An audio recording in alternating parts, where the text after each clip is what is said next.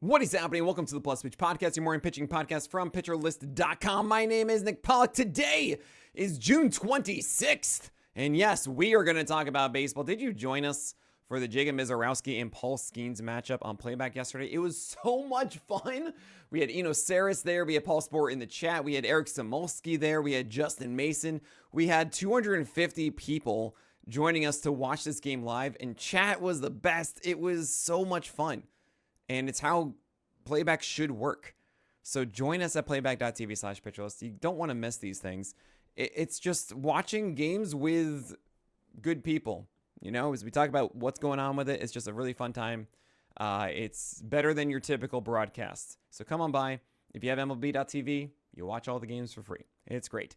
But yesterday, something else happened. Jacob Lopez gave us another good outing. It was 7 frames, 7 innings of 0 runs, 3 hits, 1 walk, and 6 strikeouts, 12 whiffs. And the thing is, people are going to think it's a fluke. It's not a fluke because what he's doing deserves success. It's the Yarbrough method of teasing right-handers with four-seamers that actually had a sub 50% zone rate, and then cutters that come back over the plate. He has good extension here as well with 7 feet. And then he has changeups underneath and sliders underneath. And he's so good at spotting all 4 of those. And against lefties, he just throws sliders away and whatever. That's all you need to do, get lefties out these days. But that's really what's going on here. The changeup and the slider were incredibly effective at ending plate appearances. And he had more success. I think that this can continue on as long as Lopez has that 7.2 feet of extension and has that command of these 4 pitches. I don't really see why not. Even the cutter wasn't at its best yesterday, and it was fine. But he's shown that he can do this, and I think we, at the very least, Vargas rule it.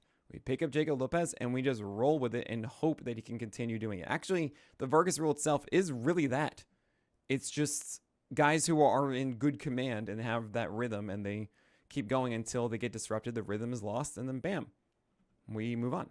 Yusei Kikuchi, by the way, complete reverse from what I expected this year. I expected Yusei Kikuchi to be kind of good in the beginning as he had the skills from last year, but then when they faltered, I didn't expect the Angels to figure it out with him. The reverse happened because they didn't catch that his grips were wrong until like the middle of June. And then he's been pretty good so far since. 7 innings of 0 runs, 3 hits, 1 walk, and 12 strikeouts against the Red Sox. Got the win. 20 whiffs for a gallows pole, too. And the curveball. The curveball has been a big difference maker across the last few starts. He had 30% usage in this one. And if you look at the overall season, 10% usage. He threw 39% CSW, 5 over 31 whiffs. Most of this was against right-handers as well. The slider did good things against the Boston lefties. Now keep in mind, hosting Boston and not being in Fenway is generally a good matchup. And I'm not totally convinced that Kikuchi is going to be able to hold this on to the rest of the year. Hold on to this for the rest of the year is what I'm trying to say. But you're starting him against Atlanta, and you're just going to hope it lasts. That's really it. I don't think that Kikuchi is the greatest at pitch separation. I don't think he's an absurd command artist or anything like that, but he has good stuff, and it's working. Nick Pivetta, 7 innings of 0 runs, 3 hits, 0 walks, and 10 strikeouts against the Nationals. Got the win. What's kind of interesting to me is that the Nationals generally throw only lefties against right-handers, but we actually saw some right-handed batters because right-handers actually kind of do well against Pivetta, as it's easier to discern the sweeper and the cutter more than the curveball with his arm angle. That said, 51% four-seamer CSW, which is insane. 44% chase rate. He actually did not locate those pitches at all against the right-handers. I mean, four-seamers were pretty much down the pipe. The cutter and the sweeper were not well spotted. It still worked out. And maybe this is actually the year that Pivetta has a sub-4 ERA. Maybe. But I do think it's going to get worse for him over time. The ball being less draggy. Oh my gosh, I can't speak English. The ball having less drag this year is certainly helping Pivetta. This is one of the least, I guess, the most dampened ball we've seen in a while. And that means that Pivetta, who's always had home run issues, is not having them. He has home run issues because he throws high four-seamers that actually, despite all their verb, his arm angle makes it less surprising movement, and it means that turns into home runs, right? Also, his attack angle is incredible for hitters, bad for Pivetta throwing upstairs. It's one of the worst ones you'll find. So that means that I do think when the weather is actually, really, it is hotter now, and it didn't go out of the yard here. Fine. But I think with this hot weather, it's going to get worse for Pivetta. That's all. He's still holding and everything. But yeah. Max Fried, ace is going to ace. He actually leaned into cutters, which have more drop than the four-seamer. We've talked about this four-seamer having a cut fastball movement when thrown arm side or either glove side. But no, this actually has more drop. So they've completely swapped it over. Now it's 30% usage here. Actually, 34% against right-handers exclusively, which is just really cool for a Max Fried. Not exclusive, but you understand what I mean. 34% when used against right-handers. It's great. 19 whiffs from Max Fried is not really what you expect. So 7 Ks in 7 innings. It was at Cincinnati, but still. Jacob deGrom was like, I'm the best pitcher on the planet. And I hate that people talking about other people. So, you know what? I'm not going to sit 97 anymore. I'm going to sit 98.4. And I'm going to go perfect through 6 innings. Have 2 walks in the 7th. And then allow a hit on the first batter of the 8th. Fine. That's what he did against the Orioles. Texas and the Orioles, that's a history of Texas doing things against them. So, you know, props to Baltimore for surviving and not getting perfectoed here by deGrom. I mean, it's kind of crazy that deGrom doesn't have a no-hitter to his name. It just feels like every start he should do it. But there you go. Ace is going to ace. Also for Joe Ryan, you have fastballs that are kind of concentrated down the middle. And it's a little strange that he had so much success here. 8 Ks, 0 runs, 6 innings, 3 hits, and 0 walks. But it is cool that he has a new slider that has less movement, but now it's at 88. And I dig that. It's a 23% usage, and I think this is a good way to attack left-handers. I think that's a good thing. And then right-handers, he has the four-seamer, which is going to be very effective against them, and the sweeper. So this is cool to see with Joe Ryan. I wonder if that sticks around. Matthew Boyd had a good game, 6 innings of 0 runs, 3 hits, 0 walks, and 3 Ks in 6 frames of a win against the Cardinals. 0 for 29 whiffs on sliders and changeups combined. Oh boy. At least he's at 94 and not 93. And I hope, like with Pivetta, that his high four-seamer that seems very home run hittable, it has been in the past, does not all of a sudden become that long ball friend. Great writing. Jacob Mizorowski. Oh my gosh, this game was great. I mean, he's dope and makes us feel dope. He's a top 25 starter. I'm tempted to even say top 20. 5 innings, 0 runs, 2 hits, 2 walks, 8 Ks. Yes, Pirates fine. But 72% four-seamer strikes. 68% overall. That was our biggest worry about Mizorowski. It would be like the Joe Boyle 54% strike rate experience. He's not doing that. In fact, his 2 walks, one of them was the first batter of the game where he slipped on the mound. He was slipping. He wasn't comfortable. Yeah, this was great. He showed up Paul Skeens, who allowed 4 runs in 4 innings. And it happens, Paul Skeens. You were trying to showcase to Jacob Mizorowski that you're the guy in town, but you throw a slower fastball. Must have felt weird. Sean Burke against the Arizona Diamondbacks got the win. 5 innings of 0 runs, 5 hits, 2 walks, and 7 Ks. Oh boy. 95 plus on the four-seamer with 18 inches of vert. That's pretty cool. He has 7 feet of extension. Okay, now we're talking. He also has a curveball for 48% CSW and 76% strikes. Maybe that's good enough. I need to see a little bit more against right-handers, and it was a hanger to Josh Naylor that had 2 runs in the first inning. But still, like, this is great. We're happy with this, and we hope that he continues with these skills. He gets the Dodgers next, which is actually kind of perfect because you don't want to pick him up after 1 game. You want to pick him up after maybe 2 or 3. So sure, show the skills against the Dodgers. I don't care what the line is. And maybe actually it's not a good enough line, but the skills are there. And then we can say, great, Jays are next. Let's just try one more, and then you can pick him up after that one. Okay? Yoshinobu Yamamoto at Coors. Yeah, ace is going to ace. 5 innings of 0 runs. 1 hit, 1 walk, 6 Ks. He actually got the King Cole at 41% CSW. That's pretty cool. Colton Gordon against the Phillies got the win. 5 innings, 0 runs, 4 hits, 0 walks, and 4 Ks. He is another lefty 91-mile-per-hour rookie, right? He doesn't throw hard. And it's worse than Jacob Lopez, in my view, because you just have sweepers and four-seamers with Colton Gordon. I don't think that's going to last nearly as well. It is 2-plate movement on the four-seamer, but I just feel as if Colton Gordon is going through a nice little stretch, and that's it. Jacob Lopez at least is more believable moving forward. He does go into Coors next time, and then it would be hosting Cleveland, which aren't the worst, so I'm okay holding on to that if you want to. But I don't think that Colton Gordon is super legit. Also, 2 first names. Come on. Drew Rasmussen against the Royals, 62 pitches. Ugh, but it was 5 innings, 0 runs, 2 hits, 2 walks, and 5 Ks. If I said it was 90 pitches, you'd be happy, right?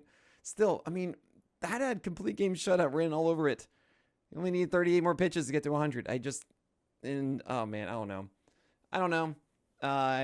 It's annoying, and I imagine that the Rays are just going to keep doing this for Rasmussen, right? They're going to constantly just baby him, and they're going to, they're just going to hedge their bets. But great, we got 5 innings. We got this. No worries. We're not going to push it today. It's just really frustrating. So quality start leagues, like, you really can't do this with Drew Rasmussen. Win leagues, though, we got to win here, and it's still productive. Like, I still very much like Drew Rasmussen. So I guess we just got to hold. All right. We have George Kirby, Mackenzie Gore, Zach Wheeler, Clay Holmes. We had ace day yesterday. It was great. Edward Cabrera, though, a little bit of a surprising game. And, oh, my gosh, what did George Kirby do? Well, I'll tell you after this break. George Kirby had a game. 6 innings, 1 earned run, 3 hits, 1 walk, and 3 Ks. But he was opposite Joe Ryan, so he got the loss. But he went Blake Snell blueprint against left-handers with his 4-seamer up and his slider down. Thing is, it's just 3 strikeouts. So what happened? 0 over 33 whiffs on his slider. And he was actually a sub 50% strike pitch. What? He's so close. And I love the fact that he isn't just throwing inside the zone, right? That slider, it was right at the bottom of it, but they just didn't swing at it. I don't know why. It was very strange. And then against right-handers, 46% sinkers and 5% 4-seamers. And I go, no. That should be like 25-25 because the sinker is more effective when you have the 4-seamer to pair up top too. So I hope that he makes those adjustments. At least, like, these are changes and not just here's sinkers and 4-seamers upstairs and sliders over the plate. Like, that's not good enough. This certainly is better. And I hope that he holds this approach and just tweaks this one, does a little bit of polish on it, because I do think there should be more whiffs on that slider and that 4-seamer for that fact against lefties. You have Mackenzie Gore against the Padres, 6 innings of 1 earned run, 5 hits, 3 walks, 6 Ks. We're happy with it. 19 whiffs, of course, 36% CSW. What is strange, though, it is as curveball isn't as precise as it has been to right-handers, but whatever. Everything is pretty good here. Zach Wheeler, ace is going to ace. Everything's cool. 3 walks is weird, but my gosh, he just jammed those sinkers inside to Astros batters, over a 40% chase rate on that sinker because, of course, it's Zach Wheeler. And they, of course, obliged.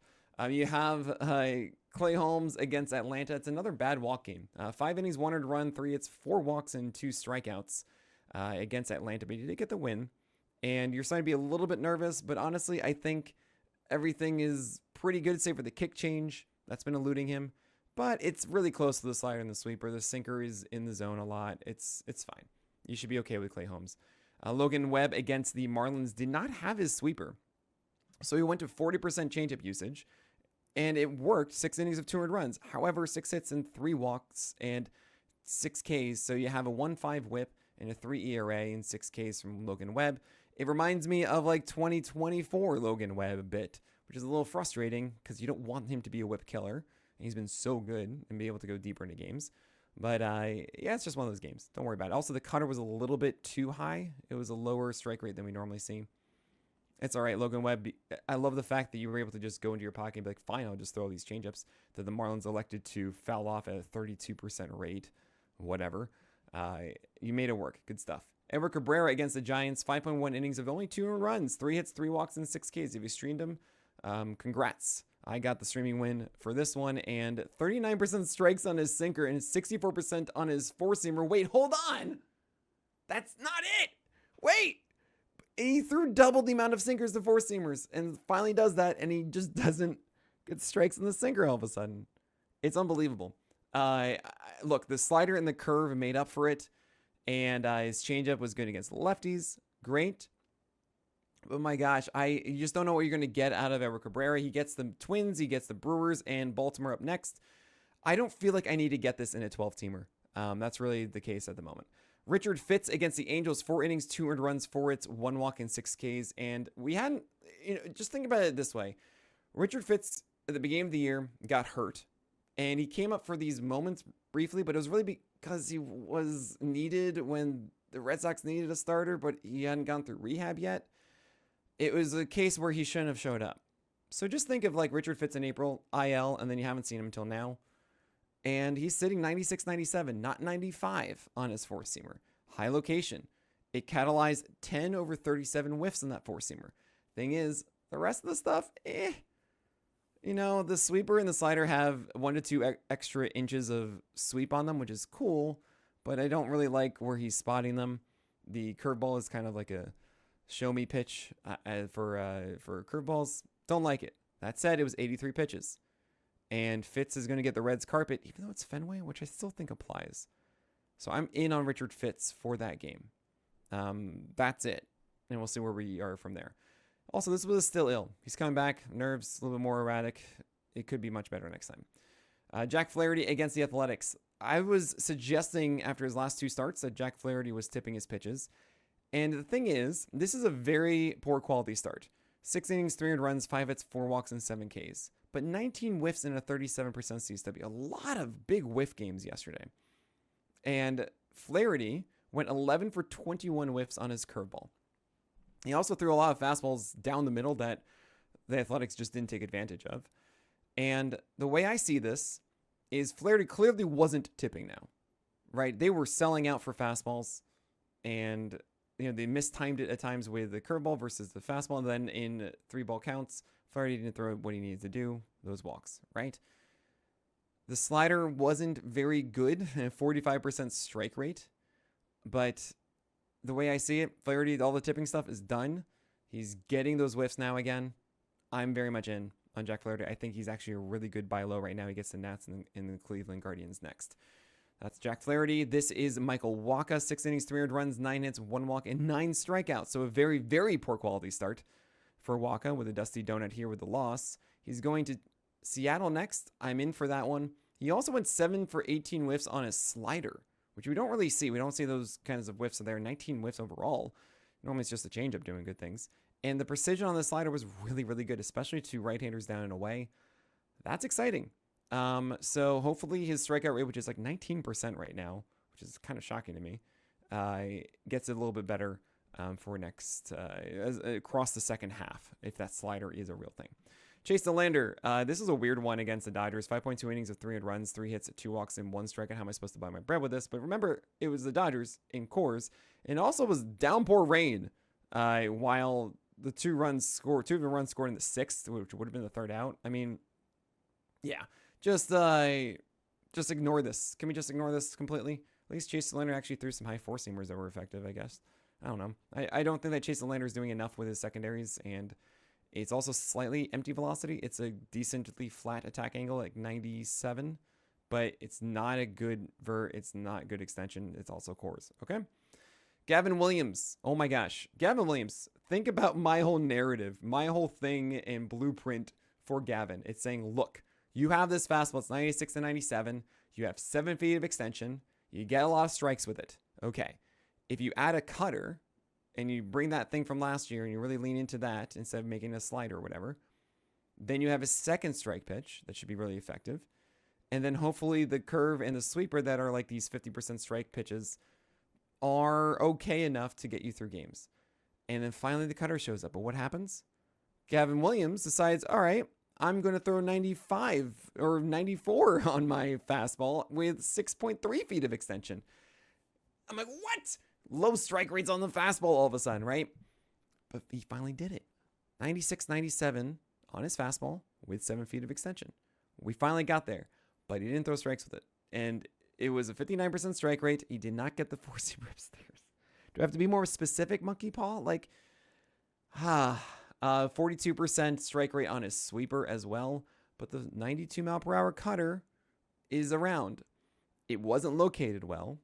And I'm just right now like, it's so close. It's just so close. Can you locate? Can you locate now? He did better last year with it.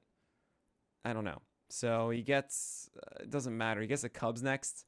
I don't want to start that. I just want to see if it's the same velocity and extension and the cutter is going 30% usage, right? That's what I'm looking forward to. I think that could be a really good second half. The The second that Gavin Williams clicks, it's there.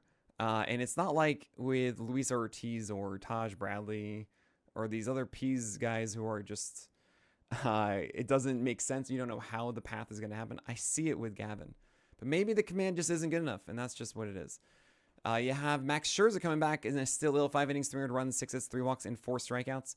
We saw 93. That's really good. We also saw 1 for 16 whiffs on his best pitch, and that's his slider or your cutter. Whatever you want to call that thing, it's pretty much the same thing. He just slightly changes it here and there. 1 for 16 whiffs can't be it. That's supposed to be a 25% swinging strike rate pitch. So without that, yeah, we can't really jump in on Max Scherzer against the Yankees next. We're not doing that. We just want to hope that the sliders return and the velocity sticks at 93 plus. Brady Singer against the Yankees, speaking of which, had 7 over 24 whiffs on his slider. That's a 28% swing strike rate. Finally, we have not seen high whiffs at all on his slider. And we'd even say that I want to see the double digit that I used to see, but I'll take this. He did move away from sliders and sinkers to throw a larger array of 4-seamers and cutters, which are kind of helping. In 5 innings, 4 earned runs, 6 hits, 3 walks, and 9 strikeouts for Singer against the Yankees in Cincinnati isn't the worst thing ever. So I'm a little bit more inclined to go after this. He goes into Fenway, though, and I just feel like that's just not good. You don't want to do that. As I mentioned with Paul Skeens, yeah, he just had a bad game. Like, it was just a bad inning. He's fine. 1 over 32 4-seamer whiffs is kind of what he does, though. You know, he's like a strikeout an inning, slightly above that. And that might be his world. He might be just a 25% strikeout guy. Yeah, that's Paul Skeens. He doesn't have a fastball that moves in a way to miss above bats. He moves them to go underneath them. It's weird. Brandon Young against the Rangers. 4 innings of 4 earned runs, 5 hits, 1 walk, and 2 Ks. He's only here because Tomoyuki Sagano is getting some extra rest. He does have 93-94 with 18 inches of vert, but it's kind of a steep arm angle. It's like 0.8 height adjusted VAA. He doesn't have like the exceptional extension, and he doesn't have anything else underneath it. So I'm not really interested there, but it is really good command of that 4-seamer upstairs. So if he does develop some other stuff underneath, maybe there might be something there in the future. But I don't think he's going to start again in the next turn. You have Zach Gallen against the White Sox, and honestly, it's just a point of like 500 runs and 5.1 innings. Maybe he'll get traded somewhere. Maybe he'll have a much better second half. Could very well see that. But you're just putting yourself in harm's way. It just weighs you down, and you can't really do that. Same with Eric Fede against the Cubs. Like, that's not the game you want to do. 3.2 innings of 7 runs. Absolutely not. And then you have Didier Fuentes.